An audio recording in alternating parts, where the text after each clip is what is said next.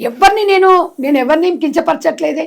ఇప్పుడు ఎవరమేమన్నా ఎవరి అభిప్రాయం వాళ్ళకు ఉంటుంది. మమ్మల్ని జడ్జి చేసేది, మమ్మల్ని మీద కేసులు పెట్టే రైట్ వాళ్ళకి ఎవరు ఇచ్చారు సార్? చెప్పండి.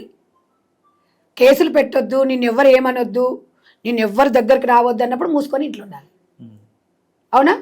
నీ ఇంటికి వచ్చి నీ డోర్ కొట్టి ఏందే నీ అవతారము అని అడిగినప్పుడు దౌడాలు వాళ్ళ కొట్టు.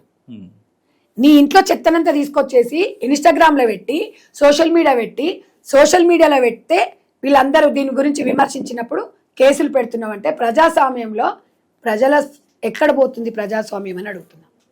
మనం ఇక్కడి నుంచి మనం ప్రశ్నించకపోతే ఎలా? ఆడది మాట్లాడితే అదొక చులకన. ఇలా పోల్చుకోండి. మగవాడితో సమానంగా ఇలా మాట్లాడండి. మగవాడు సమానంగా హక్కుల గురించి అడగండి. మగవాళ్ళు సమానంగా జాబులు చేయండి. హ్యాపీగా ఉండండి. ఇప్పుడు కూడా మనోజ్ గారు మీరు ఏ బట్టలన్నీ వేసుకోండి, కానీ దయచేసి సమాజం మీద ప్రభావితం కలగకుండా చూసుకోండి. అంతే తప్ప ఎవ్వరికెవరు జడ్జి చెయ్యరు, అవసరం కూడా లేదు. నా ఇష్టం నాది.